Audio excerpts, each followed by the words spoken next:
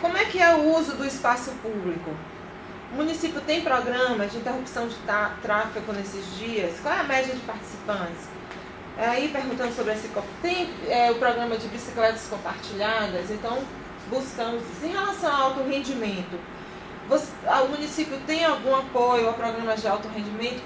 Quantos adolescentes participam desses programas? Quantos adultos participam? Então, buscamos também saber essas informações. E buscamos saber também, por fim, se o município fazia uma avaliação dessas atividades que eles desenvolviam. Se era sistemática, se era eventual, com que frequência, qual tipo de avaliação desenvolvia. Claro que nessa parte vocês imaginam que o negócio ainda foi pior do que tudo mais, porque as políticas públicas a gente vê que elas são muito mais preocupadas com a execução e com muita dificuldade na execução, e muito menos a avaliação e planejamento, né? E a gente que está estudando, vocês que estão estudando políticas públicas, não sei com quem eu estou falando, não perguntei, me desculpem a falta de educação, não perguntei com quem eu estava falando, outra vez eu perguntei, eu fui organizadinha, não foi? Gestores públicos. É. Acho que é a totalidade. Tem alguém que não é da área de gestão pública? Gestão não, de qual área? Direito. Direito é Fernando. Eu sou do mestrado em psicologia. Interessantíssimo.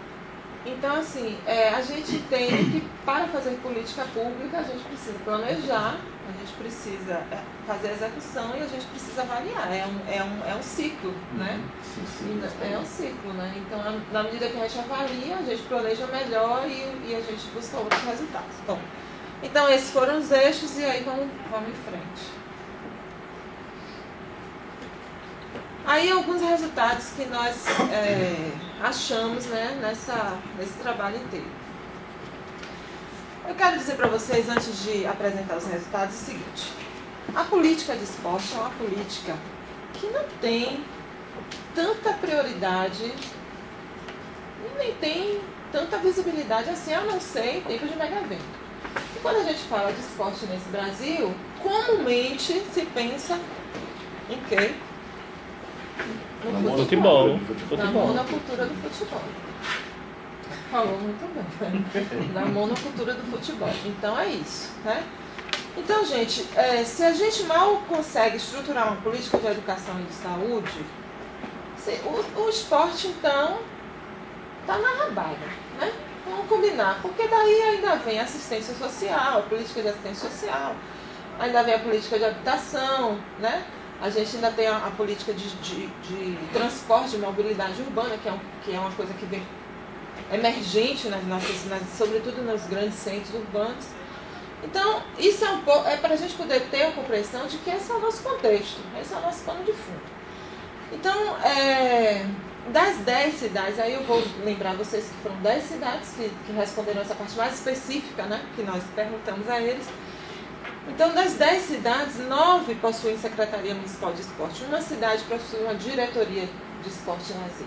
Né? Você é baixa institucionalidade, porque você não tem orçamento próprio e todas as dificuldades decorrentes disso. 5 dessas 10 cidades têm Conselho de Esporte ativo.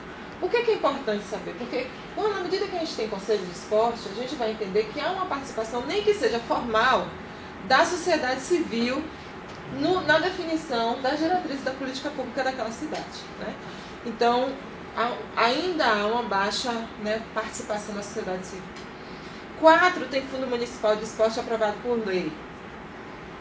Então, isso é uma questão séria em muitos municípios, porque isso tem a ver com orçamento municipal, então apenas 4. 5 municípios possuem plano de mobilidade em vigência, tem inclusive um prazo agora, eu acho que é final de 2015 ou 2016, de que todas as cidades têm que ter um plano de mobilidade urbana, então dessas 10, apenas 5 possuem. O orçamento de esporte em 2013, todas as cidades, nenhuma cidade pesquisada passou de 1% do orçamento do município. Não foi Natal, não? Eu não sei não, tá aqui. Chega a 1%? Não, vou pesquisar daqui a pouco. Eu acho que era 0,4, 0,5. Eu acho que é. Não, um cuidado que a gente teve também, assim, a gente, inclusive para a gente dar continuidade a essa conversa, né, com os municípios, a gente não quis ressaltar nenhum município em específico. Então, a nossa conversa, os dados que a gente apresenta são sempre dados gerais, para a gente poder refletir. Mas as informações estão aqui no relatório, né? Todas elas. Então, menos de 1% do total é executado pelos municípios. Com menos de 1% de total não dá para... Algumas cidades é 0,01, uma cidade é 0,01 do orçamento. Então não há como fazer política pública com um orçamento desse, né? Vamos lá. Cerca de 45% das escolas têm pátios, quadras ou ginásio poliesportivo. Então, menos da metade, mas ainda assim não é uma coisa tão ruim, né? Poderia ser pior, mas cerca de 45%. A gente não procurou saber em que condições estão esses equipamentos, né? Que aí pode trazer um dado mais alarmante. Nós não procuramos saber disso. Então, 45% das escolas têm pátios, quadras ou ginásio poliesportivo. Apenas 3 municípios informaram ter 100% dos alunos da rede municipal de educação física ou de ensino fundamental com a educação física dentro da grade regular de ensino. 3 municípios, 100%. 3 municípios, dos 10, todos, né, com 100% dos alunos. Somente 3 informaram os dados da rede estadual. Então, essa informação a gente traz como relevante, porque a gente entende que o cidadão, o sujeito, né, apesar de estar na rede estadual, ele está no município. O município não tem uma gestão nem para dentro da prefeitura e muito menos para fora do que acontece no esporte no seu município. Foi isso que a gente conseguiu identificar, né? Porque se ele consegue ter um entendimento, um olhar mais ampliado em relação a isso, ele pode inclusive direcionar recursos mais específicos destinados a flancos mais abertos em relação ao atendimento daquele cidadão na atividade esportiva. Então, há pouca conversa com o Estado em relação a isso. 6 municípios desenvolvem programas voltados para a identificação de talentos esportivos entre adolescentes. 6 municípios desenvolvem essa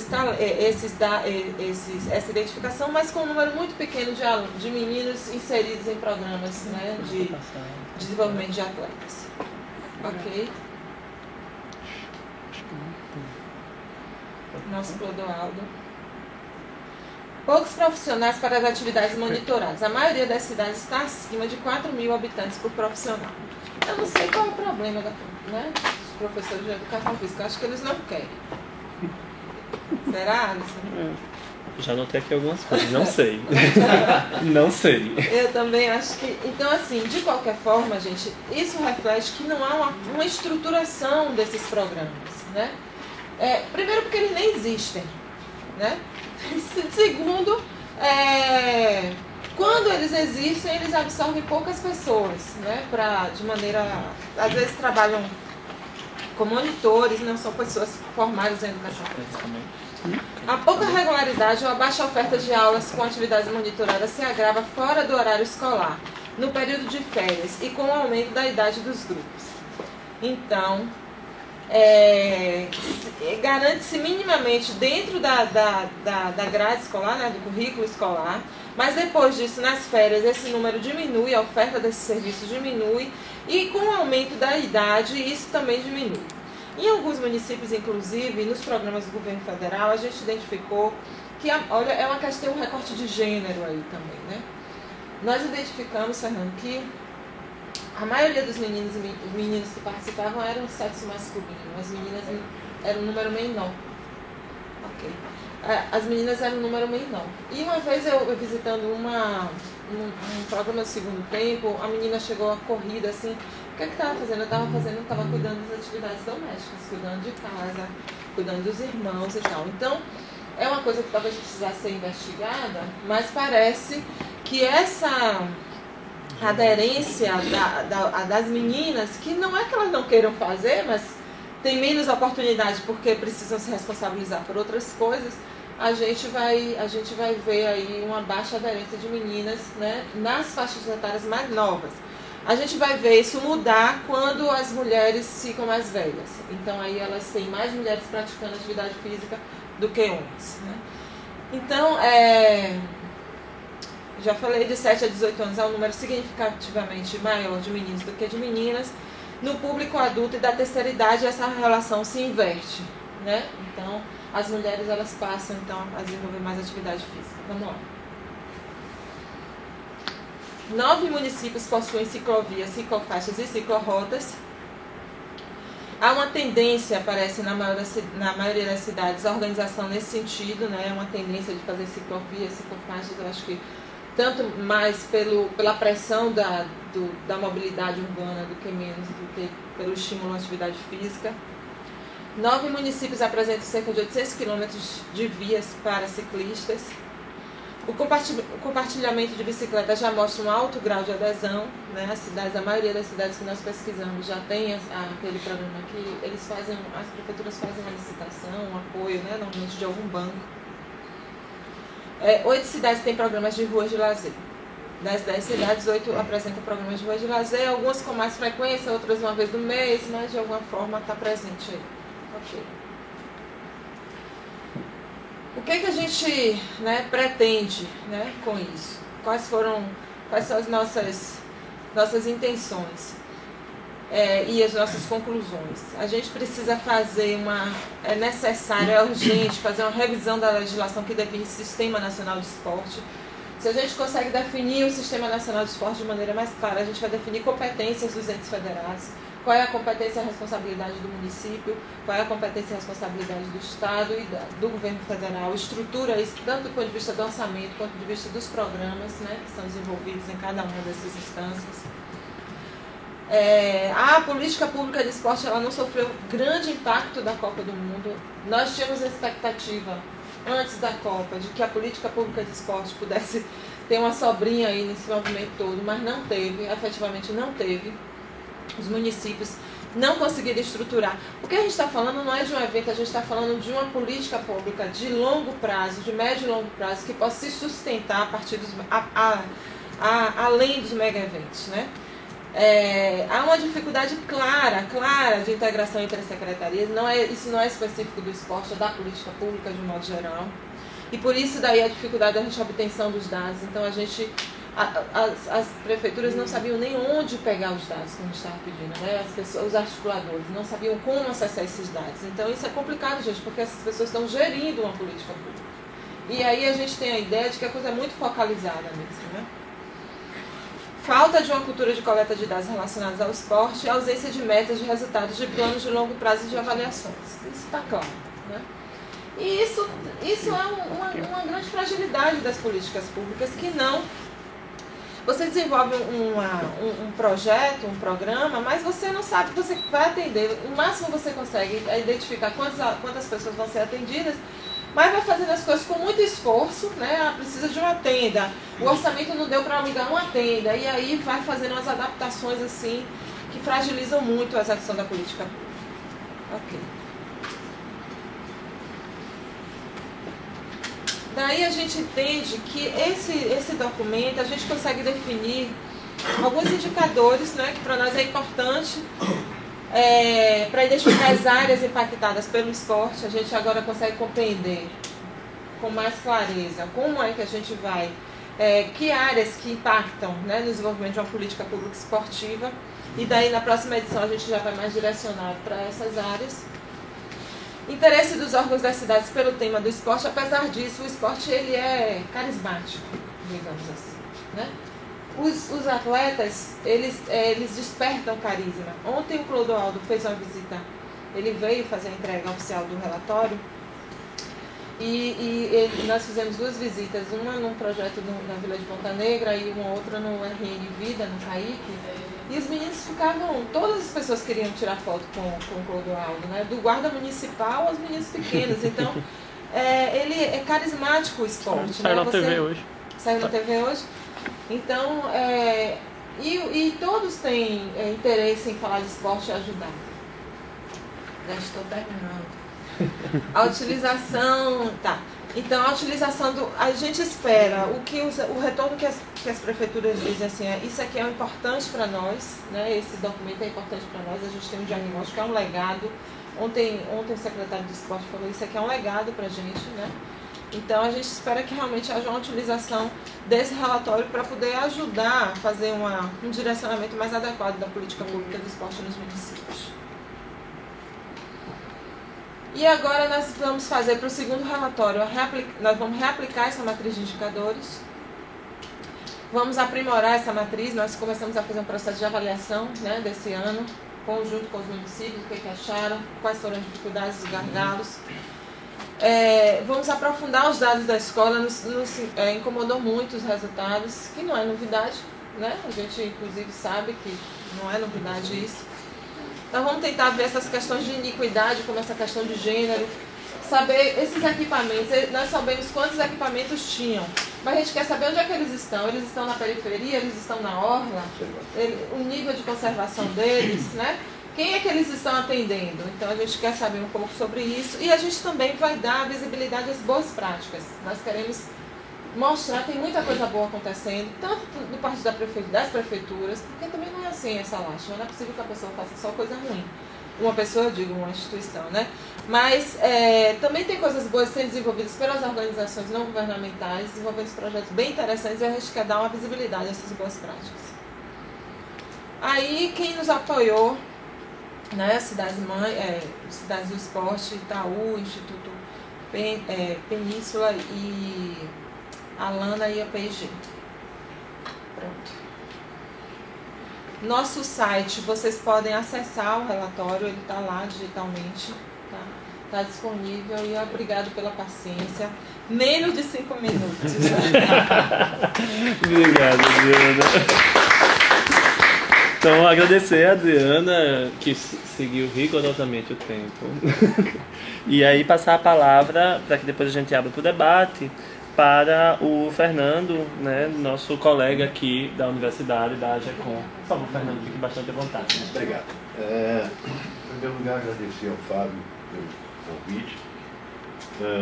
Dizer a vocês que, fazendo só uma correção, eu pertenço à Comunica. Não. A AGECOM é a agência de comunicação. Nós temos a TV universitária e temos a rádio. Eu faço parte hoje da equipe da rádio, onde sou responsável pelas notas de esporte. Eu queria primeiro dizer que fiquei muito feliz com tudo que eu ouvi. Estou impressionado com o relatório. Profissionalmente, para mim, vai acrescentar muito, porque já confesso de cara que a maioria dos jornalistas esportivos, a maioria, salvo honrosas exceções, a maioria dos jornalistas esportivos trabalham com achismo. Só achismo. É um sujeito que gosta de um determinado esporte, ele vai assistir aquele determinado esporte, lê alguma coisa, pensa alguma coisa, e a partir dali ele é uma autoridade a falar daquele esporte.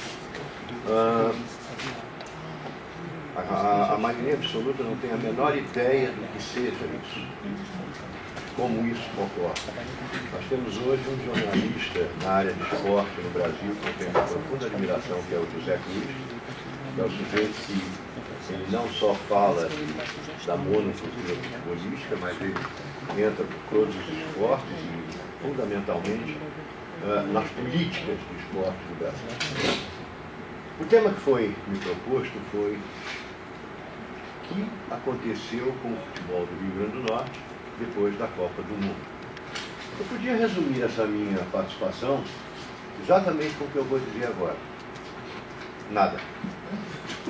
Boa tarde, senhores. Muito obrigado. Por que não aconteceu nada?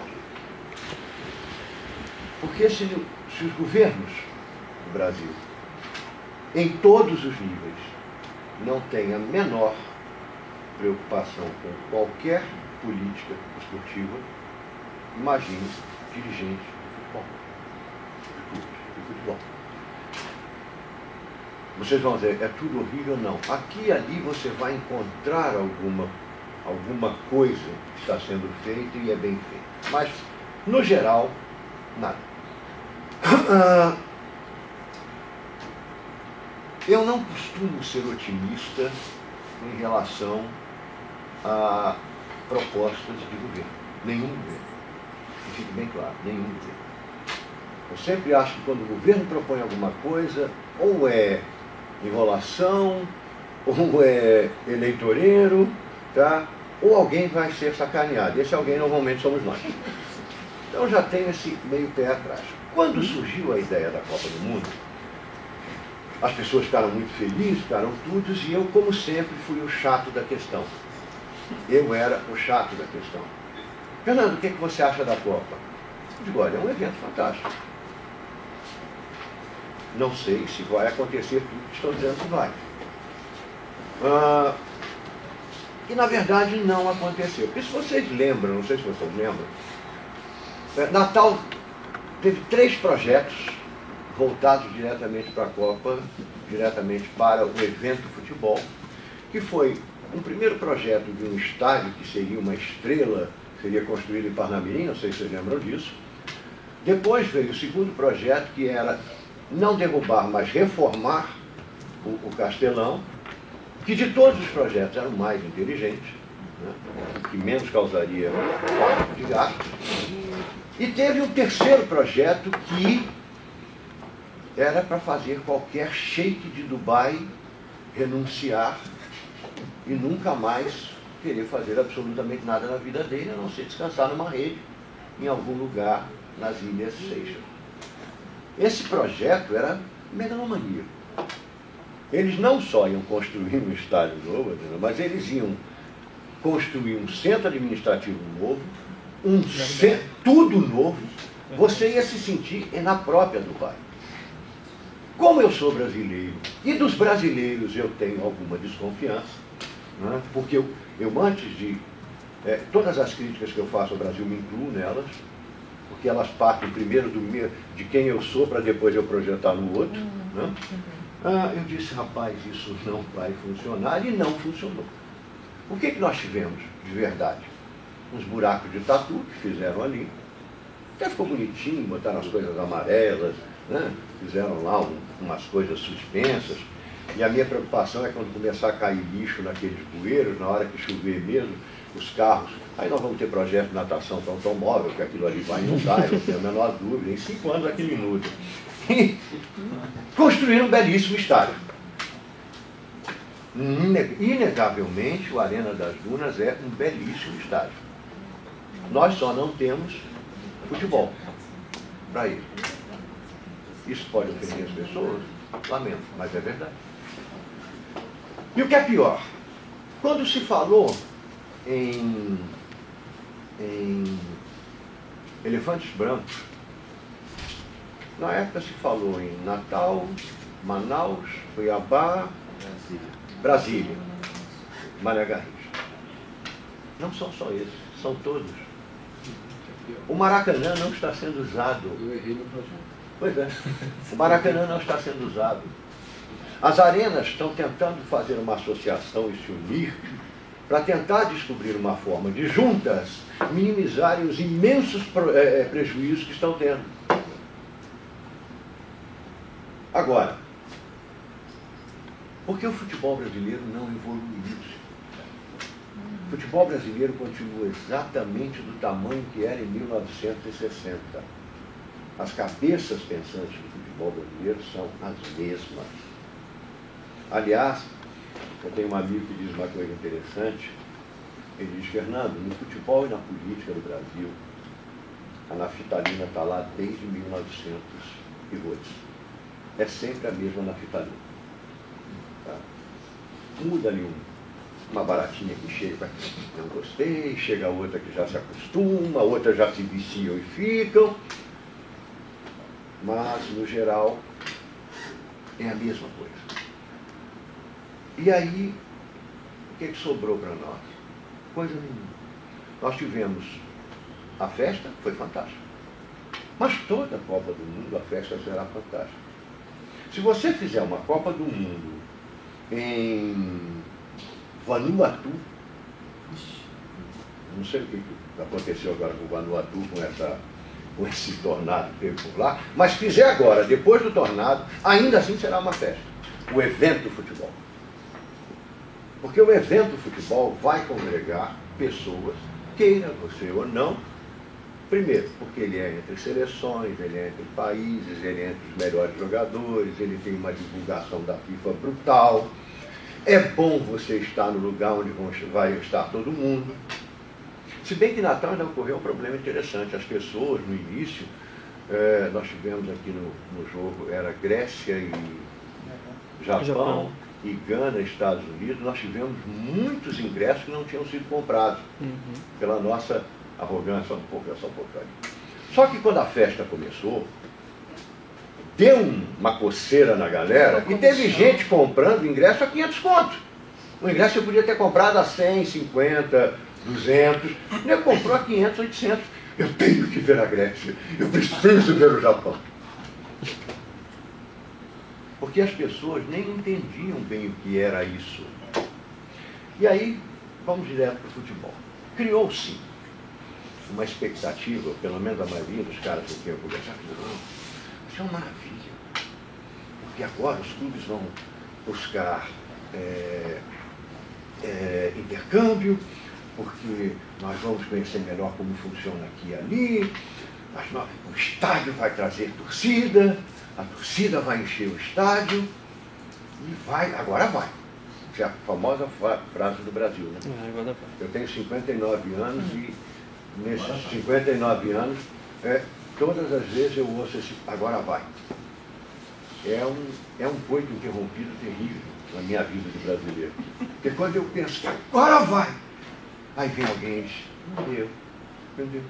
Vamos recomeçar de novo, vamos fazer uma reforma disso, uma reforma daquilo. Então, o futebol daqui não evoluiu, não foi para canto nenhum. Nós continuamos com a mesma política de trazer velhos jogadores, nós continuamos com a mesma política de não querer jovens jogadores, de não formar, que aliás, na cidade onde ela mora tem um clube que faz isso muito bem, Vitória, tá? Poderia até fazer melhor. Nós continuamos com a política arrogante de não buscar parcerias. Os clubes não abrem as portas para aprender nada. Sabe quantos clubes de futebol do Rio Grande do Norte já procuraram a universidade para qualquer convênio útil? Nenhum. Eles só procuram educação física quando precisam de ir lá treinar. Do campo. No campo. Acabou. E fizeram aqui, parece que o Alecrim, alguém fez um trabalho de medição lá com vocês. Eu não me lembro bem o que é. Com a fisioterapia eles têm. Com a fisioterapia eles têm, porque o departamento de fisioterapia tem maior suporte do que qualquer clube daquele. Então eles fazem isso, não é porque eles achem bacana, é por interesse mesmo, porque eles não querem pagar. Bom, então a universidade faz isso para eles. Mas eles não têm convênio com a administração, eles não têm convênio com comunicação, eles não têm convênio com direito, com políticas públicas, com absolutamente nada. Tá? Os nossos clubes têm um imenso prejuízo com direito trabalhista. O ABC hoje tem 60 causas trabalhistas que geram por baixo quase 9 milhões de dívidas. Para um clube do tamanho do ABC, isso é a falência. E perdem todas. O ABC não ganha uma causa trabalhista. O América ainda está conseguindo pagar ali alguma coisa, mas tem uma crise financeira forte e que vai estourar em qualquer momento. O Estado e o município não têm, eu vou até depois me inteirar melhor, mas não tem uma política voltada para o esporte. O município ainda faz um trabalho um pouco melhor. Esse secretário é um jovem que tem, inclusive, tomado rédeas de coisas que pertenceriam à Federação de Futebol. Por exemplo, o futebol feminino, quem está fazendo é ele, não a Federação. O campeonato de bairros, quem está fazendo é ele, não a Federação. O campeonato de amadores, quem está fazendo é ele, não a Federação. E a nossa Federação, comandada por um cidadão chamado José Vanildo, advogado, de quem eu até digo a vocês, sou amigo, não tenho nada pessoal contra ele, mas como gestor faço pesadas críticas. Toda a vida que ele me encontra é um constrangimento danado. Eu disse, mas meu amigo Amaral, e eu olho para ele, meu amigo Vanildo, por que você faz isso comigo? Eu digo, por que você faz isso comigo? Com todos nós. Entendeu? Então, o resultado da história. Zé Vanildo se apegou em alguns discursos para tentar justificar o fracasso. Primeiro discurso. O poder público não apoia o futebol. Todo e qualquer sujeito que estiver gerindo algo privado e gritar que o poder público não o apoia, porque ele é um fracasso. Empresa particular, empresa privada, que funciona, a maioria quer a distância do poder público. Porque o poder público, quando entra, começa a encher o saco do cara. Então, quando o cara grita, não, nós não temos apoio do poder público, ele está dizendo, nós não conseguimos gerar nenhum tipo de receita. Tá? Segundo, o empresário do Rio Grande do Norte não nos apoia. Terceiro, e aí é o argumento que ele usa para tentar convencer as pessoas.